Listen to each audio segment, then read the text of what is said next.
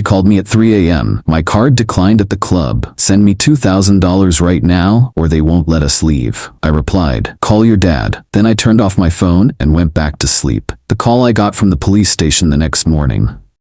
Let me get straight to it because this story is insane. Going to try to keep it short, but there's a lot to unpack here. I'm 30M, engaged to Tiffany, 27F, for 8 months now. We don't live together yet because I wanted to make sure we were compatible before signing a lease. Smart decision, as it turns out.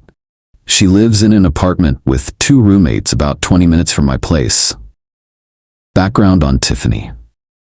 Comes from money but got cut off by her parents 2 years ago for reasons she's always vague about. Claims they're controlling and don't understand her independence. Works at a marketing firm making maybe $40K but spends like she makes $100K. Always dressed perfect, designer bags, expensive dinners, you know the type. We'd been having problems about money for months.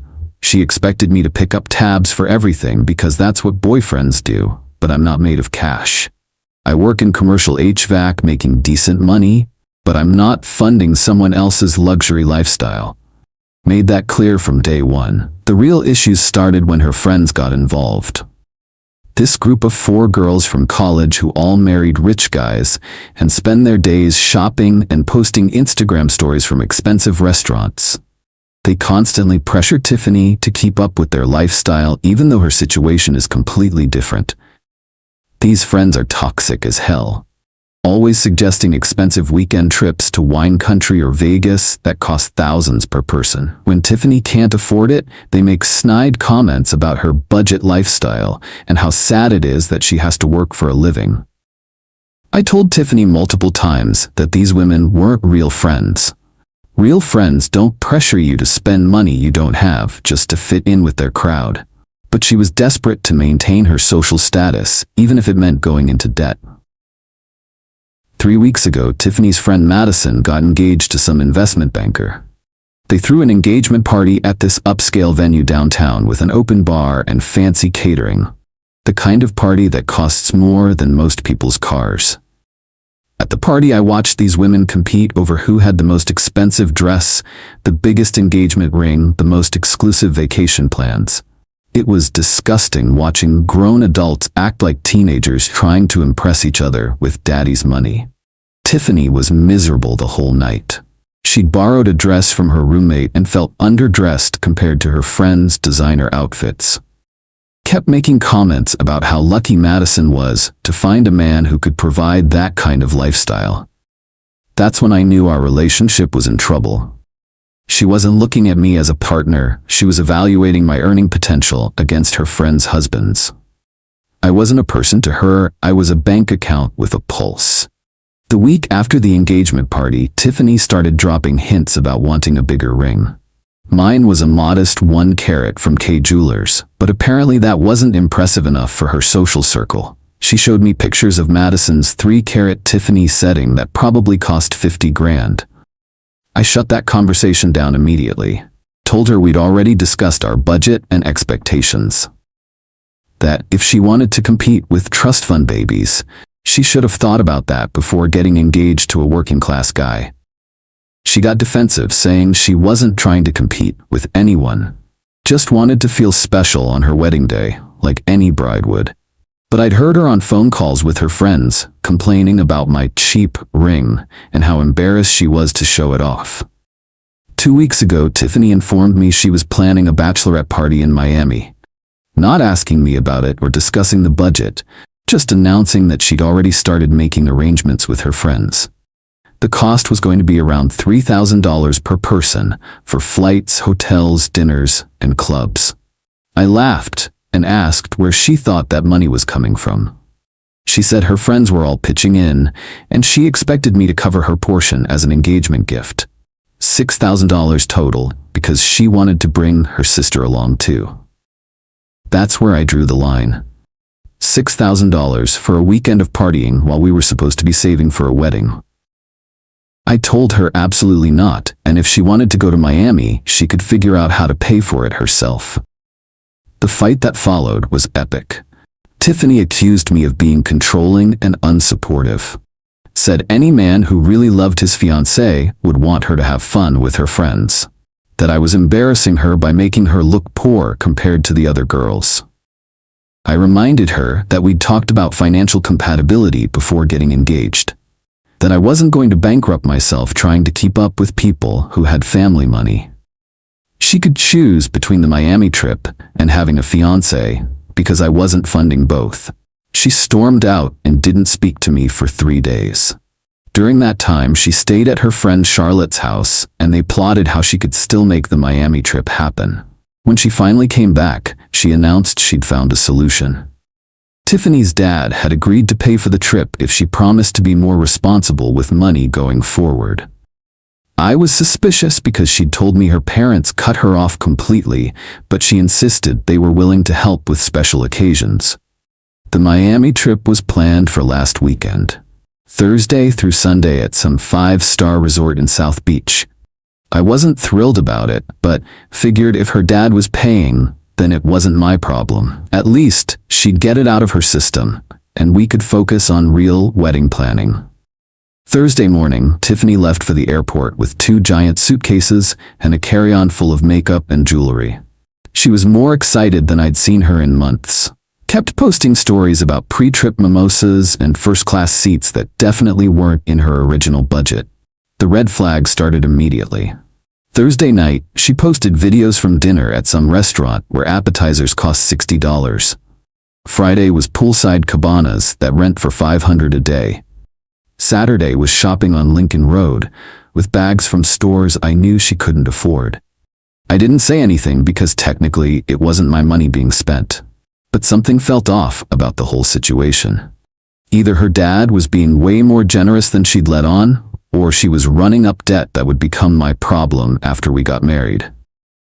Friday night around midnight, I got a drunk text from Tiffany. Picture of her and the girls at some rooftop club with bottle service. The kind of setup that costs thousands of dollars for a table. She looked happy, but I was starting to worry about where all this money was coming from. Saturday was more of the same. Expensive lunches, yacht rentals, designer shopping sprees. Her Instagram looked like a millionaire's lifestyle blog. Either her father had won the lottery or Tiffany was living in a fantasy world that was going to crash down hard. Saturday night around 2 a.m., my phone started buzzing. Multiple missed calls from Tiffany, followed by increasingly frantic texts. I was asleep and my phone was on silent, so I didn't see any of it until the next morning. Then at exactly 3:17 a.m., my phone rang. Tiffany's name on the caller ID and background noise that sounded like a nightclub. I answered groggily, thinking maybe there was an emergency. "Baby, thank God you answered," she yelled over the music. "I need you to send me money right now." I was instantly awake. "What are you talking about? What's wrong?" "My card declined at the club. We ran up this huge tab and security took our IDs. They're calling the police if we can't pay right now. I need you to send me $2,000 or we're going to get arrested." I sat up in bed trying to process what she was telling me. "What do you mean your card declined? I thought your dad was paying for this trip." "He gave me money for the hotel and flights, but we've been spending more than expected. My credit cards are maxed out and the girls don't have enough cash to cover the tab. You have to help me." That's when it clicked. There never was money from her dad. She'd been financing this entire trip on credit cards, and now reality was catching up. The fancy dinners, the shopping, the bottle service, all of it was debt she'd been accumulating. "How much is the tab?" I asked. $8,000, but they said they'd settle for $6,000 if we pay cash tonight. "Please, baby, you have to help us. Security won't give us our IDs back and I'm scared." $8,000 for one night at a club. I couldn't even comprehend spending that kind of money on alcohol. But what really got me was her assumption that I would just wire her thousands of dollars at 3 a.m. to clean up her mess. "Call your dad," I said calmly. "What? I told you he already helped with the trip. I can't ask him for more money. Please just send me what you can and I'll figure out the rest. You lied about your dad paying for anything, didn't you? This whole trip has been on credit cards and now you're stuck with a bill you can't pay." Silence on her end, except for the club music in the background. Then she started crying. Please don't do this to me. I made a mistake, but I need help right now. We can talk about everything else later. That's when I made the decision that probably saved my financial future. Call your dad, I repeated. If he has money for your lifestyle, then he has money to get you out of this mess. I'm not your ATM. You can't be serious. I'm your fiancé. When someone you love is in trouble, you help them. When someone you love lies to you about money and runs up thousands in debt behind your back, you learn who they really are. Figure it out yourself. I hung up and turned off my phone, went back to sleep and didn't think about it again until morning. Around 9 a.m. my phone started buzzing the moment I turned it on. Dozens of missed calls from Tiffany, plus calls from numbers I didn't recognize. Voicemails that I deleted without listening, text messages that got increasingly desperate as the night went on. Then around 11 a.m., I got a call from a Miami area code that I almost didn't answer. But something told me I should take it. Is this Jacob Morrison? Speaking. This is Sergeant Rodriguez with Miami Beach Police Department. We have your fiancée Tiffany Walsh in custody and she asked us to contact you. My heart sank. Despite everything, I didn't want her to actually get arrested. What are the charges? Theft of services and disorderly conduct. She and 3 other women racked up a substantial bill at a nightclub last night and couldn't pay. When police arrived to investigate, your fiancé became belligerent and resisted when officers tried to arrest her. I rubbed my temples trying to process this information. Is she okay? She's fine physically, spent the night in county lockup and will be released this morning if someone can post her bail. She insisted we call you to arrange payment and pickup. How much is the bail? $1,000 cash or bond. The club is also still seeking restitution for their losses, which we understand totaled over $8,000. So she still owed the money that started this whole mess, plus now had bail and legal fees on top of it. Her fun weekend in Miami was turning into a financial catastrophe that could follow her for years. Officer, I appreciate you calling, but I'm not in Miami and won't be posting bail or covering any costs related to this incident. She'll need to contact her family or friends for assistance. Long pause on the other end. Sir, are you sure? She was very insistent that you would handle the situation. I'm sure. She created this mess with her own choices, and she can figure out how to clean it up. After I hung up, I sat there thinking about how we'd gotten to this point. 9 months ago, I thought I was engaged to someone responsible and mature. Now she was sitting in a Miami jail cell because she couldn't control her spending or face reality about her financial situation. The next few hours were wild. Tiffany's friends started calling me, demanding I bail her out. Charlotte screamed at me for abandoning my fiancé in her time of need. Madison accused me of being controlling and emotionally abusive. Sarah said I was ruining their friendship by letting Tiffany suffer. I told each of them the same thing. If they were such good friends, they could pool their trust fund money and help her out. After all, they were the ones who pressured her to take this trip in the first place. My wallet wasn't responsible for their poor decisions. Around 3 p.m., I got a call from a number I didn't recognize. Tiffany's father, who I'd only met twice during our entire relationship.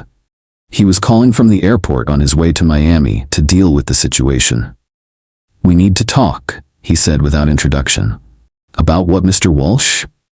About the fact that my daughter is sitting in jail because her fiancé refused to help her in an emergency. I almost laughed. An emergency she created by lying about having money for a trip she couldn't afford. Your daughter has a problem with financial responsibility, and I'm not enabling it anymore. She made a mistake, but that doesn't mean you abandon her when she needs help. What kind of man leaves his fiancé stranded? The kind who recognizes that constantly bailing someone out of their bad decisions doesn't help them learn to make better ones. Did you know she told me you were paying for this trip? Silence on his end. Then a sigh. We haven't given Tiffany money in over 2 years.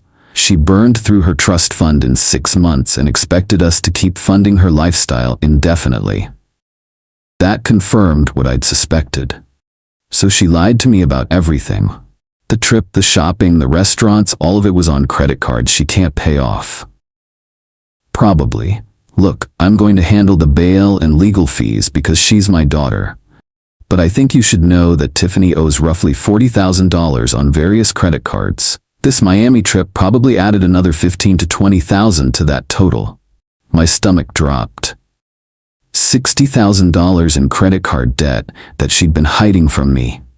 If we'd gotten married, I could have been on the hook for future spending, and her inability to contribute financially would have been my burden.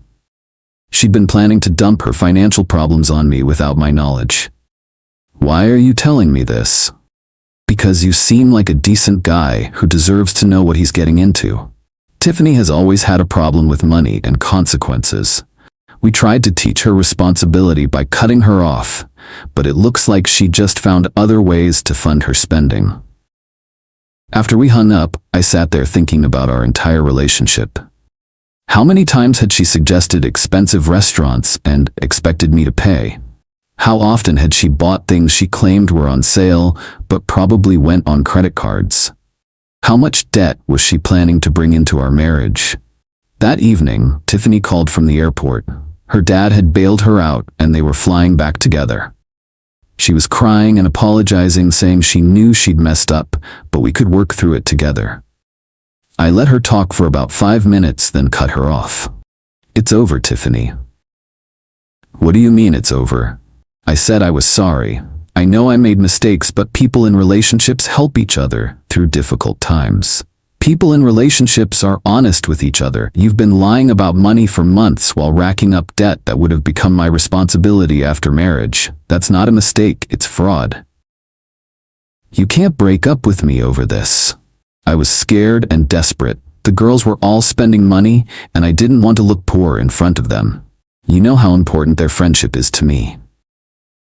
More important than honesty in our relationship, apparently. More important than financial responsibility or planning for our future. You chose to impress people who don't actually care about you over building something real with someone who did. She begged and pleaded for another chance. Promised she'd cut up the credit cards and get financial counseling. Said she'd never lie to me again and would do whatever it took to earn back my trust. But trust isn't something you can just repair with promises after it's been shattered this completely. I'm done, Tiffany. Don't contact me anymore. I blocked her number and spent the rest of the evening taking down pictures and boxing up things she'd left at my place. The engagement was over and I felt lighter than I had in months. The next morning, Tiffany showed up at my door with swollen eyes and yesterday's clothes. She'd driven straight from the airport to try one more time to salvage our relationship. Please don't throw away everything we built over one stupid weekend. I love you, and I know you love me. We can work through this if you just give me a chance. I handed her the box of her belongings. I don't love who you've become. The person I fell for was honest and responsible. You've been lying about money while secretly planning to make me responsible for your debt. That's not love. That's manipulation. Everyone makes mistakes. You're being cruel and heartless. How can you throw away our future over money? I'm not throwing it away over money. I'm ending it because you've shown me that you don't share my values. You care more about appearances and social status than honesty and responsibility. We're not compatible, and we never were. She stood on my porch crying and begging for another chance, but I closed the door. Sometimes you have to make hard decisions to protect your future, even when it hurts in the moment. Update since this blew up. Tiffany's been trying to contact me through mutual friends for the past week. She's apparently in credit counseling and wants to prove she's changed. Her friends are still harassing me on social media, calling me heartless for abandoning her. Found out from her roommate that she owes closer to $70,000 total when you include the Miami trip charges. Her dad hired a lawyer to negotiate down the club bill, but she still owes around $12,000 for that weekend alone. She moved back in with her parents because she can't afford rent anymore. Lost her job because she called out sick for 3 days after getting back from Miami without explanation. My family thinks I made the right choice. Her family is split between being mad at me and being relieved that I won't be taking on her financial problems. I'm focusing on myself and my career now. Looking into buying a house, since I don't have to worry about someone else's debt anymore. Dodged a massive bullet. and learn to trust my instincts about people's character. For anyone dealing with something similar, pay attention to how your partner handles money and stress. Those traits don't magically improve after marriage, they get worse when there are legal protections, making it harder to leave. 3 months ago, I thought I was planning a wedding. Now, I'm planning a life where I don't have to worry about someone else's poor decisions bankrupting me. Sometimes the worst things that happen to you turn out to be the best things that could have happened.